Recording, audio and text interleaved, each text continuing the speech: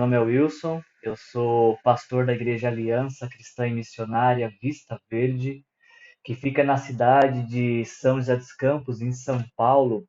E esse é mais um vídeo da série Conheça a Sua Bíblia, uma série de estudos que nós estamos fazendo em concordância com o calendário de leitura bíblica anual.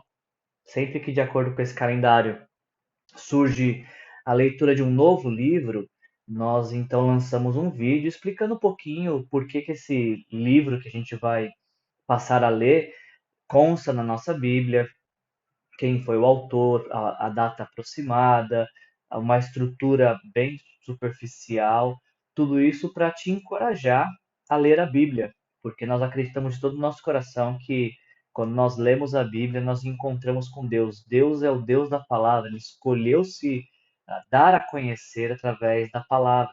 Então, sempre que você lê a Bíblia, você conhece um pouco o quanto Deus te ama e o quanto ele se importa com você. Antes da gente começar esse vídeo, eu queria só te encorajar, se você puder, claro, por favor, é, já dá o seu joinha, sua curtida no vídeo, já pensa para alguém que você pode enviar esse vídeo, compartilha esse vídeo e ainda se inscreva no canal caso você não tenha sido inscrito, porque ao se inscrever no nosso canal você recebe as notificações sempre que surgir um novo vídeo. Hoje a gente vai falar, talvez, de um dos profetas mais difíceis de conversarmos, porque a sua vida é um pouco, um tanto quanto enigmática. Não temos muito como fazer afirmações sobre o que aconteceu na vida desse profeta e se aquilo que a gente vai passar a refletir são apenas ilustrações ou são fatos consumados, mas de fato é um livro muito intrigante. Hoje a gente vai falar do livro do profeta Oséias. E como a gente sempre tem feito, antes de iniciar o texto bíblico literalmente, a gente fala um pouquinho da vida do profeta e do contexto, né, da estrutura do livro e tudo mais. Então, pensando um pouco em quem foi Oséias, a Bíblia nos apresenta que ele foi filho de Beri. Oséias foi um profeta do Reino do Norte. Ele profetizou, a sua ênfase ministerial estava em Israel, cuja capital era Samaria.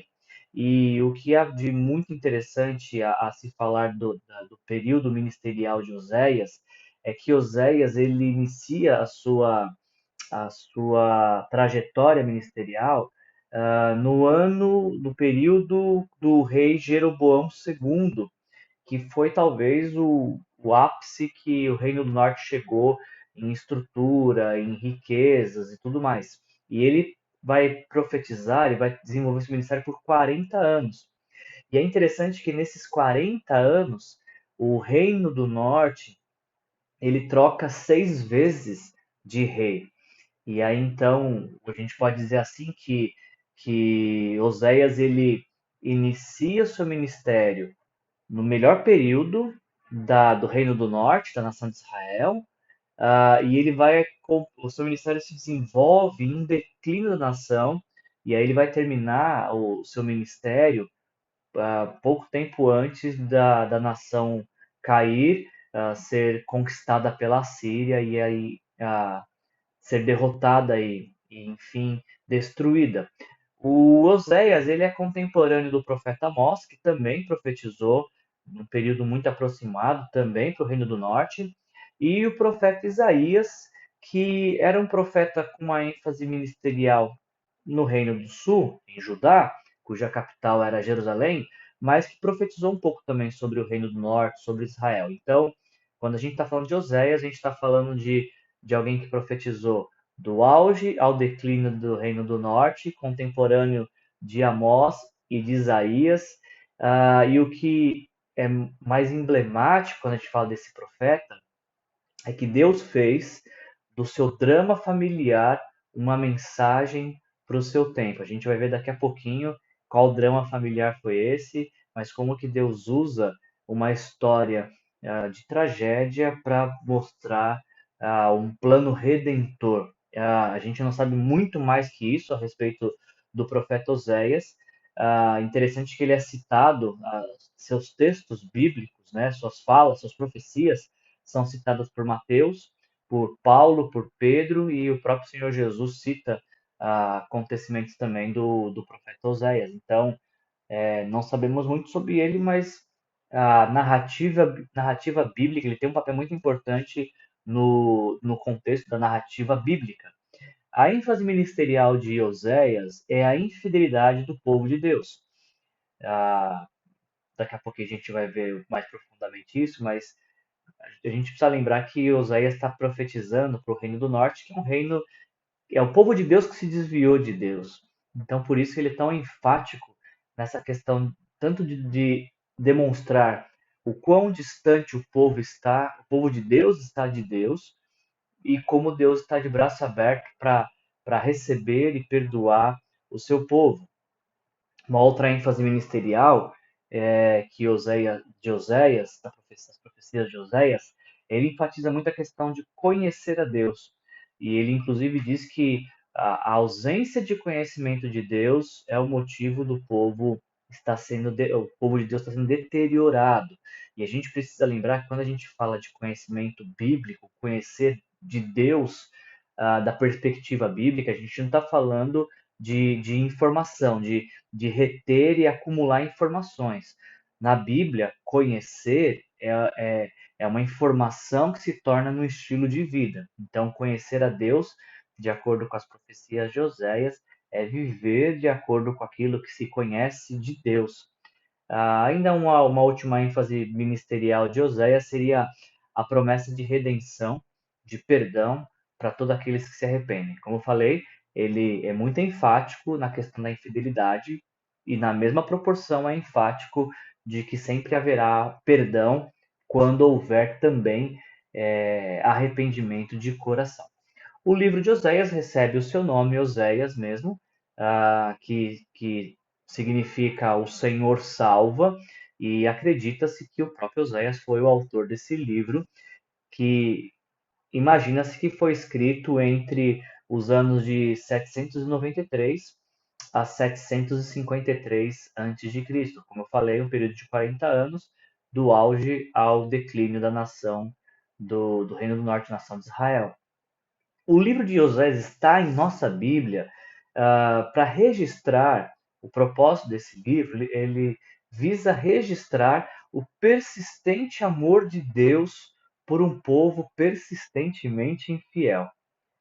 Quando você for ler o livro de Oséias na Bíblia, ou se alguém te perguntar, mas por que esse livro está na Bíblia? Esse livro está na Bíblia para nos deixar registrado o persistente amor de Deus em favor de um povo que é persistentemente infiel. E uma vez que o livro acusa a infidelidade, mas aponta para o perdão, talvez uma boa palavra para a gente resumir o livro de Oséias seja a palavra redenção. E aí, se a gente resume o livro de Oséias na palavra redenção, uma palavra que seria um versículo que poderia resumir todo esse livro, então, seria Oséias 14:4, onde nós lemos: Eu curarei a infidelidade deles e os amarei de todo o meu coração, porque a minha ira se desviou deles. Nosso Deus é um Deus perdoador. E o livro de Oséias vai mostrar isso de uma maneira muito clara. Como eu falei para vocês, então, o livro ele vai mostrar um drama familiar, né, de Oséias. E existem basicamente três divisões do livro que a gente pode assim perceber como que o livro está estruturado. A primeira divisão seria do capítulo 1 ao capítulo 3, onde Deus pega a família de Oséias e a história familiar de Oséias e consegue identificar na família de Oséias um arquétipo do povo de Deus. A mesma coisa que estava acontecendo dentro da casa de Oséias era um reflexo do que estava acontecendo em toda a nação de Israel. Então a gente começa Oséias capítulo 1 com um dos textos mais difíceis de se entender na Bíblia, porque vemos Deus dar uma ordem para este homem, Oséias, para se casar, para se unir a uma mulher adúltera. E esse é um problema desse livro, ele já abre com um problema, porque nós não sabemos se essa mulher, que a gente vai descobrir mais para frente, que se chamava Gomer, se esta mulher era esposa de Oséias e tinha adulterado e por isso abandonado Oséias, ou se essa mulher, Gomer, era uma prostituta e Deus estava falando para Oséias se casar com uma prostituta. Não há como fazer uma afirmação sobre esse ponto e as duas possibilidades são válidas. Mas a ênfase aqui não é saber se Gomer era esposa de Oséias ou se ela era uma prostituta com quem Oséias casou. O que está em ênfase aqui é que Deus está chamando o profeta a amar uma mulher infiel. Deus está encorajando o profeta a amar uma mulher que é infiel e não apenas isso, a assumir também os seus filhos. Isso está no capítulo 1, porque no capítulo 2 vai ser feita a comparação então do povo de Israel. Da mesma maneira que Oséias é encorajado a amar essa mulher adúltera, Deus ama o seu povo adúltero. Da mesma maneira como no capítulo 1 o profeta é encorajado a amar essa mulher infiel, no capítulo 2 Deus declara o seu amor para o seu povo infiel.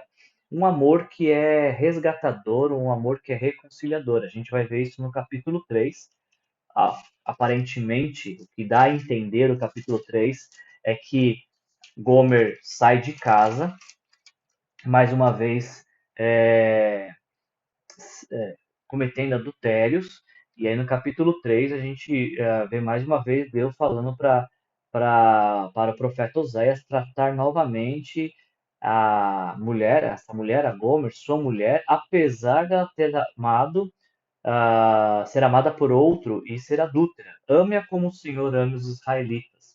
Então, de alguma maneira, parece que no capítulo 3 o Gomer sai de casa, mais uma vez se envolve em adultérios, inclusive dá a entender o texto até que ela estava para ser vendida como escrava, e Oséias a resgata, traz de volta para o lar. Mais uma vez, uma analogia, o que acontece com o povo de Deus.